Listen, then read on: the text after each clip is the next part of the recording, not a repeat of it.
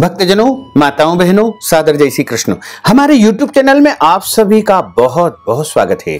मैं हूं आपके साथ आचार्य धर्मेंद्र शास्त्री। सबसे पहले आपको और आपके पूरे परिवार को हरियाली अमावस्या की बहुत बहुत शुभकामनाएं और बधाइयां। भगवान लक्ष्मी नारायण का तथा भगवान भोलेनाथ का भरपूर आशीर्वाद आपके जीवन पर सदैव बना रहे। आप सभी सुखी रहें, स्वस्थ रहें, व्यस्त रहें और मस्त रहें।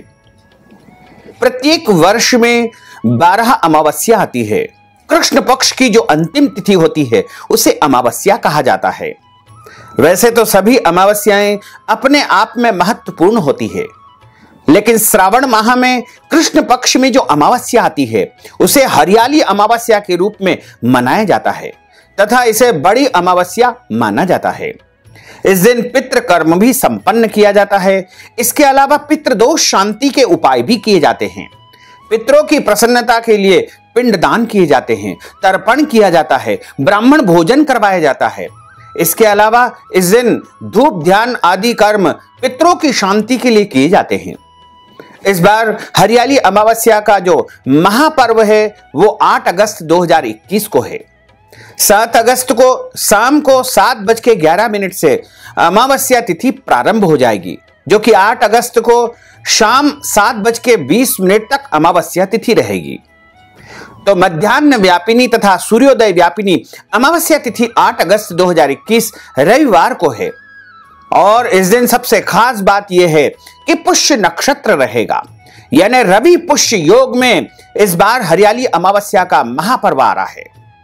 और इस महासंयोग में यदि हम कोई भी उपाय करेंगे, दान पुण्य करेंगे या फिर हम पितरों के निमित्त कोई भी कर्म करेंगे तो वह अनंत गुना हमको फल प्रदान करेगा।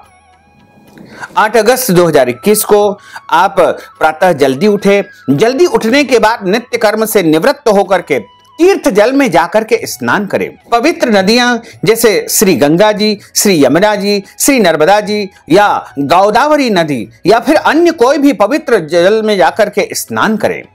यदि आप तीर्थ में नहीं जा सकते हैं तो अपने घर में नहाने की बाल्टी में आपको तीर्थ जल तथा काले तिल डाल करके स्नान करना चाहिए। उसके बाद सबसे पहले आप सूर्य देव को जल चढ़ाएं। उसके बाद आप पितरों के निमित्त कुशा के द्वारा जलांजलि अर्पित करें और इसके बाद शुद्ध और सात्विक तरीके से आपको भोजन तैयार करना चाहिए। और मध्याह्न समय में दोपहर 11 बजे से लेकर के 3 बजे के बीच में आपको पितरों के निमित्त तर्पण, धूप ध्यान और अन्य पितृदोष शांति के कर्म करना चाहिए। हरियाली अमावस्या वैसे तो प्रकृति की पूजा का सबसे बड़ा त्योहार माना जाता है और इस दिन पेड़ पौधे लगाना सबसे कल्याणकारी माना गया है। समस्त पुराणों में तथा धर्म ग्रंथों में लिखा हुआ है कि हरियाली अमावस्या के दिन जो मनुष्य पेड़ पौधे लगाता है उसे अनंत गुना पुण्य फल की प्राप्ति होती है तथा इस दिन पेड़ों से रक्षा सूत्र भी बांधा जाता है। इसके अलावा इस दिन पेड़ों की पूजा की जाती है, यानी हरियाली और प्रकृति की पूजा का सबसे बड़ा यदि कोई दिन होता है तो वो हरियाली अमावस्या होता है। इस दिन यदि हम अपने पितरों के नाम से, गोत्र से एक एक पेड़ लगा देंगे तो निश्चित तौर से हमारे पितृदोष समाप्त हो जाएंगे और उन पेड़ों की हम रक्षा करेंगे, सुरक्षा करेंगे और पूरे 1 वर्ष तक उनकी देखभाल करेंगे तो निश्चित तौर से हमारे पितरों को तृप्ति प्राप्त होगी।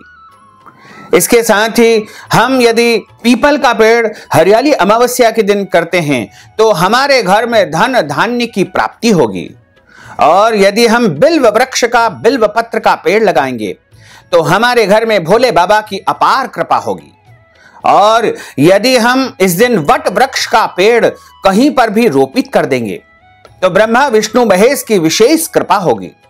इसके अलावा आंखड़ी का पेड़ लगाने से भगवान सूर्यदेव अत्यधिक प्रसन्न होते हैं और मनुष्य के जीवन में अपार यश की प्राप्ति करवाते हैं, पद प्रतिष्ठा की प्राप्ति करवाते हैं, उत्तम नौकरी की प्राप्ति करवाते हैं।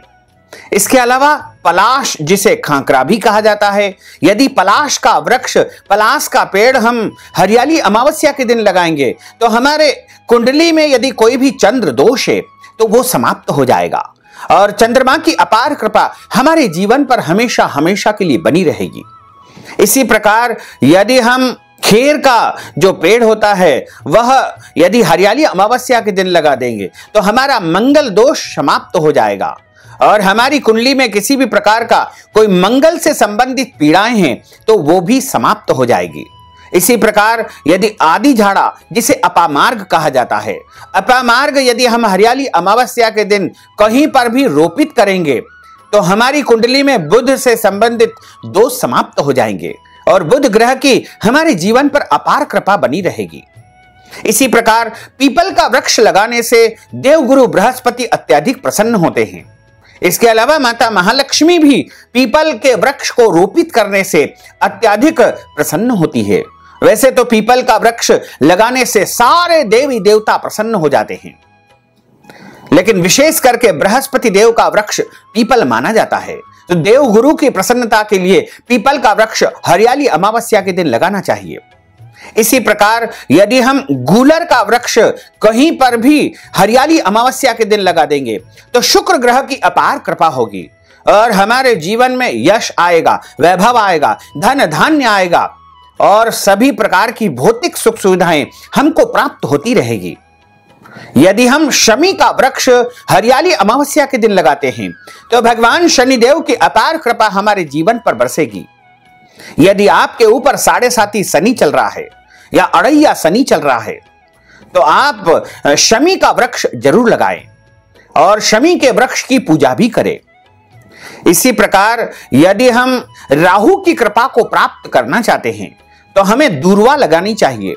वहीं केतु की कृपा को प्राप्त करने के लिए हमें कुशा रोपित करना चाहिए। इस प्रकार नवग्रहों की शांति के लिए इन वृक्षों का रोपण आप कर सकते हैं। वैसे तो वट वृक्ष लगाने से नवग्रह प्रसन्न होते हैं, बिल्व पत्र का वृक्ष लगाने से भी नवग्रह प्रसन्न होते हैं। इसके अलावा आप चाहें तो नीम का वृक्ष भी लगाएं। नीम का वृक्ष लगाने से भी त्रिदेव यानी ब्रह्मा विष्णु महेश प्रसन्न होते हैं। अशोक का वृक्ष भी आप लगा सकते हैं। इसके अलावा मनी प्लांट भी आप लगा सकते हैं और भी अन्य कई प्रकार के जो पौधे हैं आप उनको अवश्य ही कहीं पर लगा करके उनकी पूजा अर्चना करें तथा उनकी रक्षा तथा सुरक्षा का वचन ले। हरियाली अमावस्या बड़ा ही पावन दिन माना जाता है और इसे बड़ी अमावस्या के रूप में माना जाता है। हरियाली अमावस्या के दिन आपको क्रोध नहीं करना चाहिए, झूठ नहीं बोलना चाहिए। इस दिन लड़ाई झगड़ा वाद विवाद बिल्कुल नहीं करना चाहिए। घर के बड़े बुजुर्ग माता पिता सास ससुर का अपमान नहीं करना चाहिए और इस दिन वैवाहिक दंपति को यानी पति पत्नी को ब्रह्मचर्य व्रत का पालन करना चाहिए। एक दूसरे से दूरी बना करके रखना चाहिए। और हरियाली अमावस्या के दिन आप विशेष रूप से ध्यान रखें कि यदि आपके घर पर कोई भी याचक आता है, कोई ब्राह्मण आता है, कोई साधु संत आता है, कोई मांगने वाला आता है तो उसे खाली हाथ नहीं लौटाना चाहिए। अपने सामर्थ्य तथा शक्ति के अनुसार उसे कुछ न कुछ दान पुण्य अवश्य ही करना चाहिए। इसके अलावा हरियाली अमावस्या के दिन दाढ़ी कटिंग नहीं करवाना चाहिए। हरियाली अमावस्या के दिन गौ माता की सेवा करना चाहिए और किसी भी प्राणी मात्र को इस दिन कष्ट नहीं पहुंचाना चाहिए, क्योंकि ईश्वर अंश जीव अविनाशी, प्रत्येक जीव में ईश्वर का वास माना गया है। इसी प्रकार हरियाली अमावस्या के दिन हमको प्रत्येक मानव मात्र की सेवा करना चाहिए, अनाथ लोगों की सेवा करना चाहिए और जो बीमार लोग रहते हैं उनको दवाई का दान किया जा सकता है, फलों का दान किया जा सकता है। इसके अलावा हरियाली अमावस्या के दिन यदि हम तर्पण करके श्राद्ध करके ब्राह्मणों को भोजन करवाएंगे तो हमारे पितृ तृप्त होंगे, क्योंकि जैसे ही अमावस्या तिथि आती है उसी समय पितृलोक के द्वार खुलते हैं और हमारे सारे पितृ, हमारे सारे मृतक परिजन वायु के रूप में हमारे घर के आसपास आ जाते हैं। और जब हम उनके निमित्त धूप ध्यान करते हैं, तर्पण करते हैं, पिंडदान करते हैं, ब्राह्मणों को भोजन करवाते हैं तो वो अत्यधिक प्रसन्न होते हैं और हमारे जीवन में, हमारे घर में, हमारे परिवार में सुख शांति समृद्धि का आशीर्वाद प्रदान करते हैं। क्योंकि जीवन में जो अधिकतम समस्याएं उत्पन्न होती है वो पितृदोष के कारण होती है।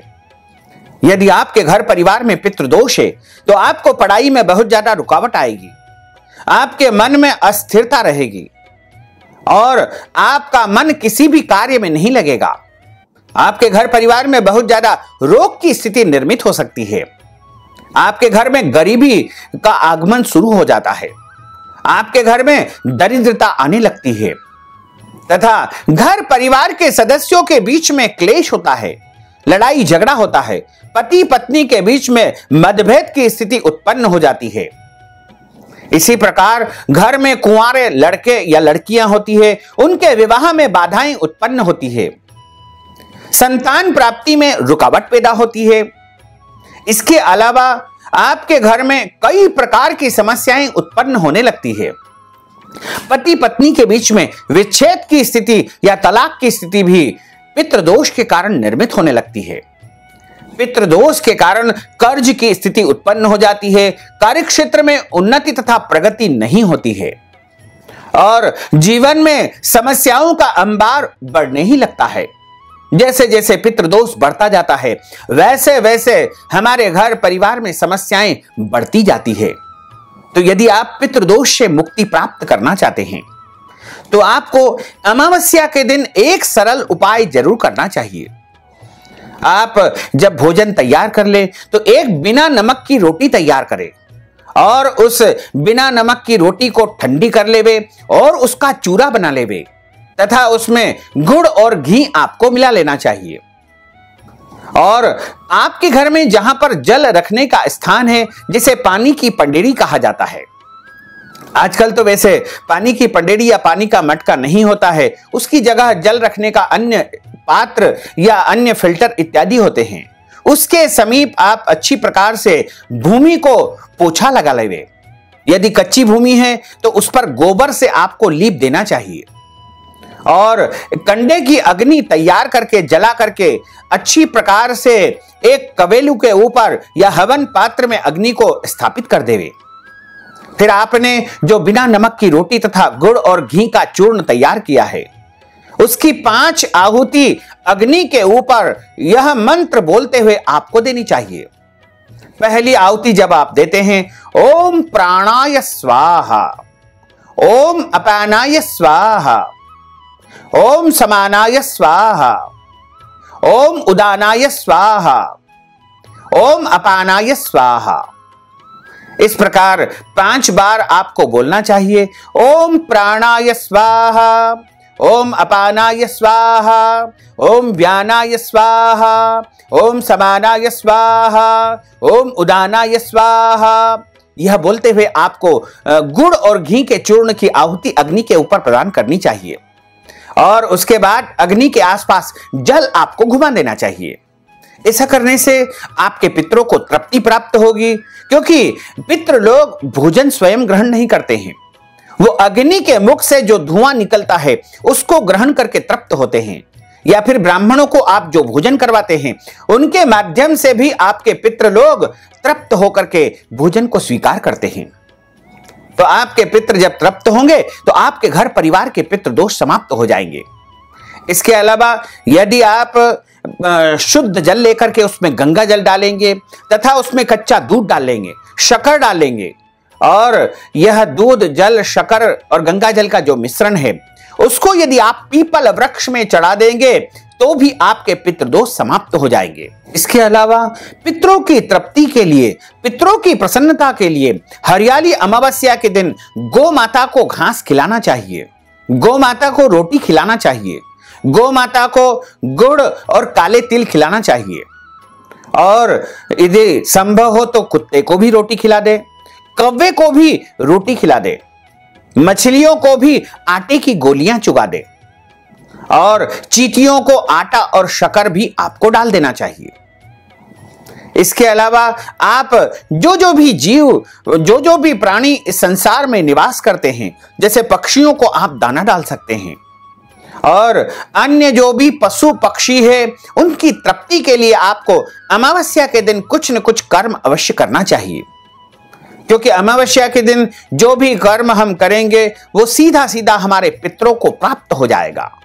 क्योंकि इस बार रवि पुष्य महासंयोग निर्मित हो रहा है और रवि पुष्य जो महासंयोग होता है उसमें माता महालक्ष्मी की विशेष आराधना की जाती है, उपाय किए जाते हैं।